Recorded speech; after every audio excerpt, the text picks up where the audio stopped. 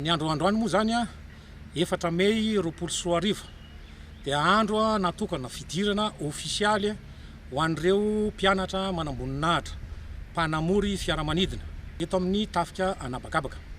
Io moa zany dia toy ny any andro fiantsonana recrutement izay natao tamin'ny herintaona manoloana ny fiovan'ny rafitra eto amin'ny tafika anabakabaka toy an'izay fiovan'ny rafitra zay manoloana ihany koa andreo fahatongavan'ireo fitaovana maro be tamin'ny herintaona toy ny angidimby zany toy nireo fiaramanidina dia nisy an'ileo antso ny tediavana mpianatra mpanamory fiaramanidina 30 zareo tamin'ny voalohany no namaly ny antso ary amintsika miteny zao 7 zareo dia efa nahavita ny fiofanana ary miaramila tany amin'ny akademia miaramila tany Antsirabe ary ankehitriny kosa zareo dia manaraka fiofanana namafisana an'ireo zay efa fahaizana fahalalana na azon'izy zareo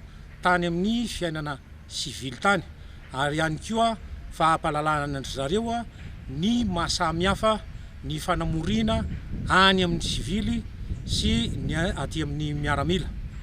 Zany rehetrarehetra zany moa no atao dia satria ao anatin'le rafitra izay nasipantsiana rafitra ho an'ny tafika anabakabaka dia misy ny atao hoe fanapahariana any tompom-pamarana hoeran'ny Madagasikara.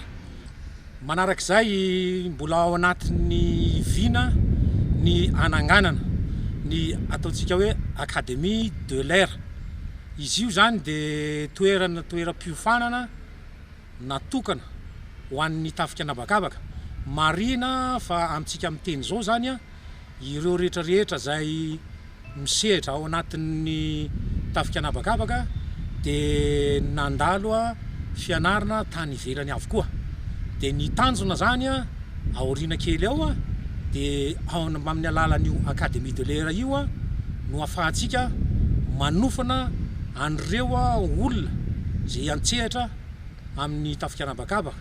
Eo zany ireo mpanamory, eo ihany koa ireo mpikirakira ny fiaramanidina zay ataontsika amin'ny fiteny mahazatra hoe mécanicien. Ary ankoatran'izay misy ihany koa ireo technicienne manodidina ny fiaramanidina izay hofanina ao anatin'io Académie de l'air io izay hitsangana afaka fotoana fohy. Ny Académie de l'air dia natokana ho iaho teo ho an'ny tafika anabakabaka.